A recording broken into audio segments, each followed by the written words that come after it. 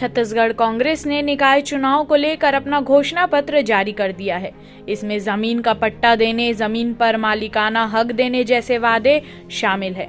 कांग्रेस ने शहरी इलाके के वोटरों को लुभाने के लिए सस्ती दवा और स्वास्थ्य सुविधाएं दिलाने का वादा किया है। रोजगार और महिलाओं के लिए भी कुछ बातें घोषणाओं की इस लिस्ट में शामिल की गई है। घोषणा पत्र के अनुसार कांग्रेस के 30 चुनावी वादे किए हैं। जारी घोषणा पत्र में ऐसी योजनाओं को शामिल किया गया है जिसे एक कार्यकाल में पूरा किया जा सके।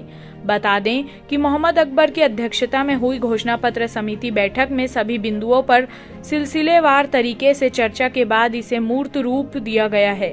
इस दौरान मंत्री मोहम्मद अकबर, पीसीसी चीफ मोहन मरकाम, वरिष्ठ मंत्री रविंद्र चौबे, नगरीय प्रशासन मंत्री डॉक्टर शिव डहरिया, तमाम बड़े नेता मौजूद रहे। नगरीय निकाय चुनाव को लेकर कांग्रेस पार्टी की ओर से नगरीय जन घोषणा पत्र 2021 अभी आप सबके सामने इसको जारी किया गया है। इसमें जो प्रमुख रूप से 30 बिंदुओं को शामिल किया गया है। पहला, इसमें सभी पात्र व्यक्तियों को आवासीय भूमि का पट्टा प्रदान किया जाएगा तथा पट्टाधारी व्यक्तियों के काफी संलग्न अतिरिक्त भूमि का व्यवस्थापन किया जाएगा। दूसरे में है, सभी नगरीय निकाय में भवन अनुज्ञा की ऑनलाइन स्वीकृति प्रदान की जाएगी। तीसरे में है, शहर के घने बसाहट वाले क्षेत्रों में बसे बाजारों का युक्तियुक्तकरण करते हुए शहर की बाहरी सीमाओं में बसाहट हेतु कार्य किया जाएगा।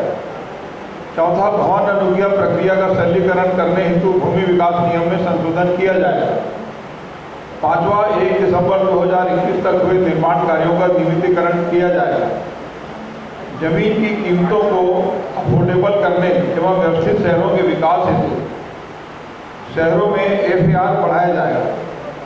नगरीय निकायों की संपत्ति को फ्री होल्ड करने की कार्रवाई की जाएगी।